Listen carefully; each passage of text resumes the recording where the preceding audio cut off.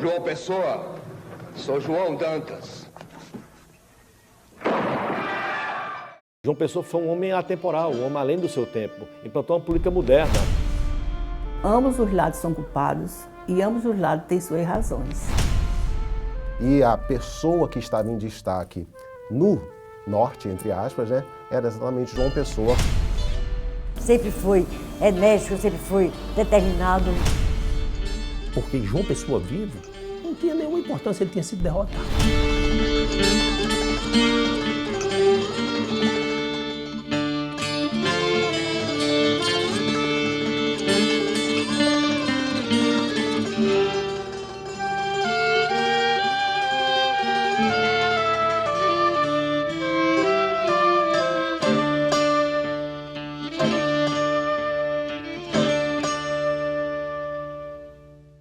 E João Pessoa vem exatamente com toda a liberdade, com todo o poder, com toda a amplitude daquilo que poderia fazer, sem amarras, sem peias nem rédeas, no sentido de implantar a sua própria política. Embora se conflitando com as lideranças locais, em face dessa nova disposição política, mas com todo o apoio, com toda a liberdade, com o aval e a coonestação do seu tio, Epitácio Pessoa. Foi nessa casa, numa fazenda no município de Umbuzeiro, que João Pessoa Cavalcante de Albuquerque nasceu em 24 de janeiro de 1878. Sempre foi enérgico, sempre foi determinado. Formado em Direito no Recife, ocupou os cargos de Auditor-Geral da Marinha e Ministro do Superior Tribunal Militar. Quem levou ele para o Rio de Janeiro foi o tio Epitácio. E ele lá se fez. Muito inteligente, que ele era diligentíssimo. Ele teve um amparo do Barão de Lucena, que o incorporou e deu a ele as condições necessárias para que ele pudesse ter sua ascendência profissional. E lá no Rio de Janeiro, então, ele é capital da República, ele vai ali formando e se consolidando como advogado, como estudioso da ciência de Justiniano e também se firmando como pessoa. Em 1928, João Pessoa é indicado pelo tio Epitácio Pessoa para a presidência da Paraíba, uma forma de garantir o poder político da família no estado. E João Pessoa, no caso, chamada ainda, né, Paraíba, né, capital da Paraíba, ela tinha como seu presidente, na época era chamado assim, né, até 1930, o governador do estado era chamado de presidente. Era João Suassuna. João Suassuna, ele queria manter a sua família no poder. Então, houve uma iniciativa, a partir do próprio Epitácio Pessoa, de indicar o seu sobrinho, João Pessoa, para ser o presidente da Paraíba. Então, como houve essa discussão, houve um impasse político, então Epitácio houve por bem manter o traço pessoal da marca familiar, indicando o seu próprio sobrinho, João Pessoa. João Pessoa assumiu o cargo prometendo dar uma vassourada na política da Paraíba. E o discurso de posse, no dia 22 de outubro de 1928, surtiu como uma ameaça aos coronéis que comandavam a oligarquia paraibana. Com parentes, sem parentes ou contra parentes, defenderei os interesses do Estado. E sem olhar para trás, edificarei uma Paraíba forte, apoiada nas pilastras de uma administração segura e moderna.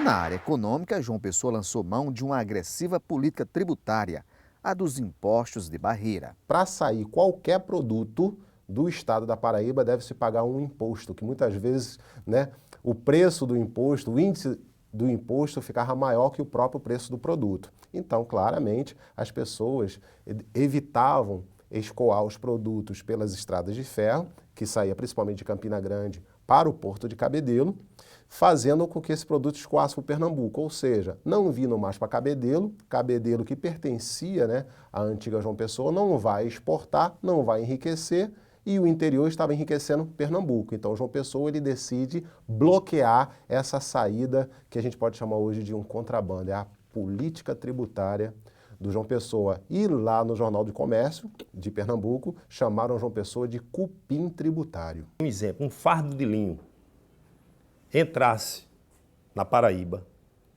ia se pagar uma alíquota de 80% de imposto, cobrança extorsiva. Esse mesmo fardo de linho, se chegasse através do Porto de Cabedelo, pagava apenas 5%. Isso criou um caos, porque muitas empresas aqui instaladas na Paraíba eram originárias de Pernambuco e do Ceará. O comércio aqui todo era gerido por esse pessoal, do Ceará e Pernambuco. E com a alíquota elevada estabelecida pelo governo de João Pessoa, isso fez o quê? Isso fez com que o preço do produto aumentasse.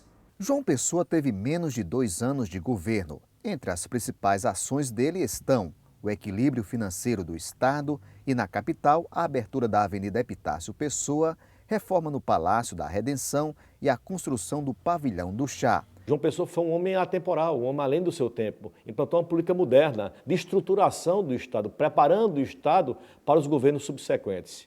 Quando João Pessoa governou a Paraíba, 21 meses, aproximadamente. 21 meses. Aí você tem que subtrair o período da Guerra de Princesa e o período que ele entrou em campanha para vice-presidente da República. Então, dos 21 meses, quando você tira esses dois tempos, isso fica reduzido a 14 meses de administração. Então, não havia como ele ou qualquer um outro, em 14, 15 meses, fazer uma excelente administração. Fez alguma coisa assim, mas não é essa excelente administração, porque quando começa a Guerra de Princesa, o erário afundou.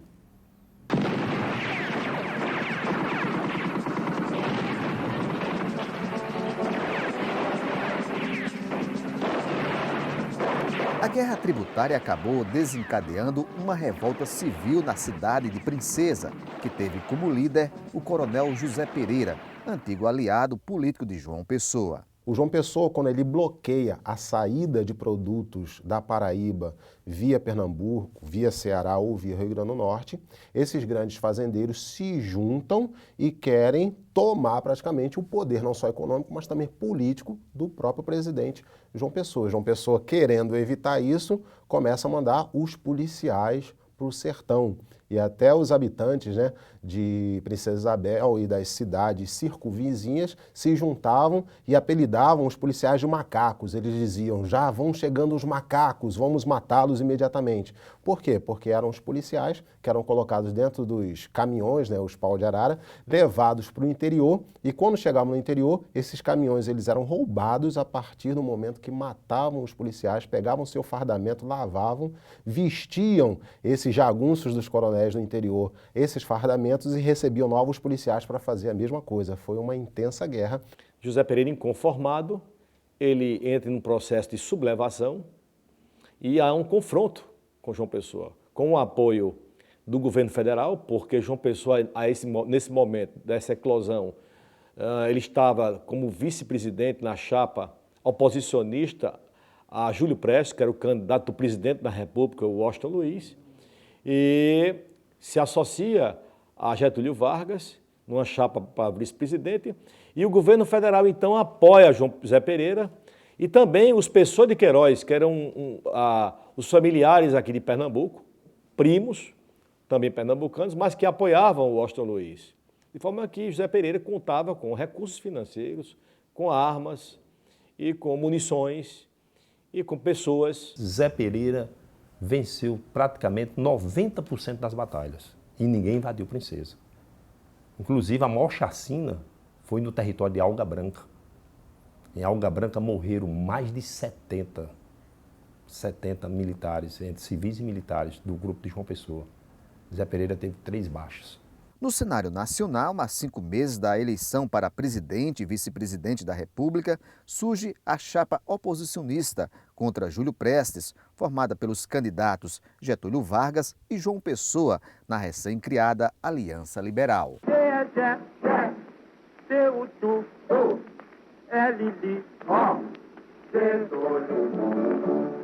A política do café com leite era uma alternância entre os poderes de Rio de Janeiro, né, e São Paulo, que estavam praticamente juntos ali, principalmente São Paulo, que eram os grandes cafeicultores, mas também os mineiros, que eram os grandes fazendeiros de gado, por isso o leite. política do café com leite. O Getúlio Vargas, do Rio Grande do Sul, há muito tempo, vendo o seu estado crescer, queria participar da política e almejava ser presidente, mas precisava da força do Norte. Então, o Norte era tratado como todo o Norte e o Nordeste. E a pessoa que estava em destaque no Norte, entre aspas, né, era exatamente João Pessoa com a política tributária. O nego é uma alusão à negativa de João Pessoa, enquanto o líder maior do estado da Paraíba, em apoiar o Washington Luiz e, consequentemente, o seu candidato, Júlio Prestes, que veio a vencer a eleição para presidente da República. Getúlio Vargas não logrou êxito nessa disputa. Reunido, o diretório do partido, sob minha presidência política, resolveu unanimemente não apoiar a candidatura do eminente senhor Júlio Prestes à sucessão presidencial da República. Peço comunicar essa solução ao líder da maioria, em resposta à sua consulta sobre a atitude da Paraíba. Era 22 de julho de 1930, quando a polícia, sob o pretexto de apreender armas, invadiu o escritório do advogado João Dantas, que ficava num sobrado na Avenida Duque de Caxias, no centro da antiga capital Paraíba. Durante a invasão, cartas íntimas do advogado com a professora Anaíde Beris foram apreendidas e expostas ao público. João Dantas teve seu escritório arrombado e sua vida particular jogada no meio da rua. Inclusive, documentos importantíssimos, documentos de clientes dele. E dentro desses documentos existiam também as cartas que ele recebia da sua noiva, Anaíde Beris, as poesias que a Anaíde fazia para ele. Ele disse até o irmão dele queria casar com ela e aconteceu, né? Por conta da desavença com João Pessoa, porque João Pessoa era inimigo da família dele, né? E o que houve foi um ponto foi uma gota d'água, né? Não acredito e não creio, como a história não revela, que João Pessoa tenha determinado isso. João Pessoa não mandou e não comandou essa operação, ele nem sequer estava aqui. No sábado, 26 de julho, a confeitaria Glória é palco de um crime que iria mudar os rumos da história política do país. No jornal dizia que João Pessoa ia estar em Recife. Então ele, ao invés de ir para Natal, ele foi para Recife. E lá ele foi para a residência do cunhado dele, Augusto Caldas, e falou do seu intento. E Augusto Caldas quis tirar essa ideia da cabeça dele, mas não conseguiu. Então Augusto acompanhou, foi com ele para ver se tentava que ele desistisse dessa ideia louca. Mas ele realmente foi com o intento de assassinar João Pessoa. O corpo de João Pessoa chegou à capital 2 dias depois do assassinato. Percorreu as ruas do país até chegar ao Rio de Janeiro, onde foi enterrado.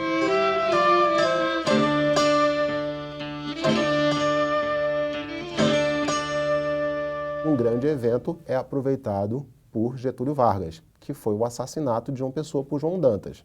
Getúlio Vargas, sabendo disso, transforma literalmente João Pessoa em um ícone, um mártir, tanto é que pega o corpo dele, bota no caixão, bota a bandeira em cima do caixão e desfila por todas as capitais litorâneas até chegar no Rio de Janeiro. Chegando no Rio de Janeiro, nem preciso foi apontar a arma diretamente para o presidente da época, que era o Washington Luiz. O Washington Luiz passou a faixa presidencial para o próprio Getúlio Vargas. João Pessoa foi transformado num estandarte.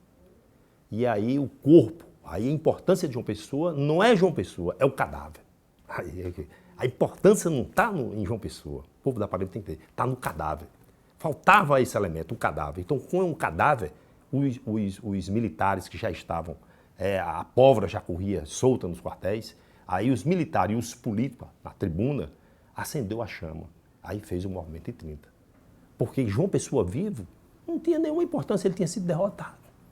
A sociedade entrou num processo de revolta, num processo de inconformação, de indignação. Houve uma manifestação em que as forças federais elas se agruparam aqui na capital paraibana, tomando como referência principalmente o 22º Batalhão dos Caçadores, que era organizado no que a gente chama hoje de 15º Batalhão, que é o Vidal de Negreiros, e ali houveram alguns eventos, dentre os quais a culminância em 1932 da Revolução Constitucionalista, que teve uma grande participação também lá em São Paulo, e depois a culminância em 1935 com a Intentona Comunista, com personagens como o Juarez Távora, né, irmão do Joaquim Távora, que são cearenses, e conseguiram ajudar a Paraíba em movimentos de cunho democrático.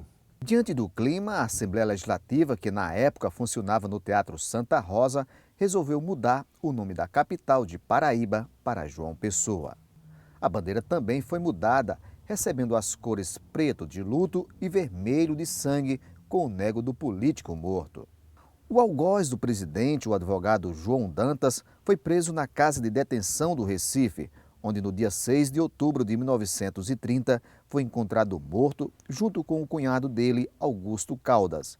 Na versão oficial, Dantas teria assassinado o parente e depois se matado. Depois que o assassinato foi cometido contra João Dantas e contra Augusto Caldas, essa fotografia foi tirada, ele fez essa fotografia e escondeu. E depois os policiais, as pessoas comandadas pela tropa de João Pessoa, desmancharam a cena do crime e fizeram toda a lavagem e montaram a cena como que fosse um suicídio. Passados 85 anos, ainda se traz à baila essa polêmica. É difícil dizer isso, porque quando houve a morte de João Pessoa, evidentemente que as pessoas que estavam umbilicalmente ligadas a esse movimento devem ter tido retaliações. No dia 22 do mesmo mês, a professora Naide Beriz também é encontrada morta por envenenamento. Ela não tinha lucidez, assim, controle emocional suficiente para encarar, sabe, o turbulento movimento de 1930. Quem fosse aliado dos Dantas, fatalmente seria perseguido. Ela sempre teve esse lado trágico.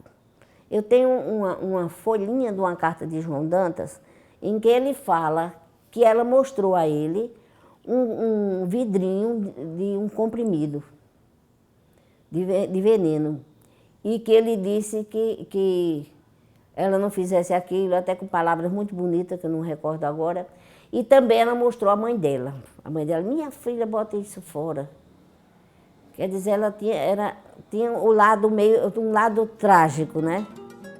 85 anos depois, o nego tremula na Paraíba com a lembrança do sangue e do luto, da guerra e da revolução, de uma história que até os dias de hoje não chegou ao fim e causou profundas mudanças políticas no Estado.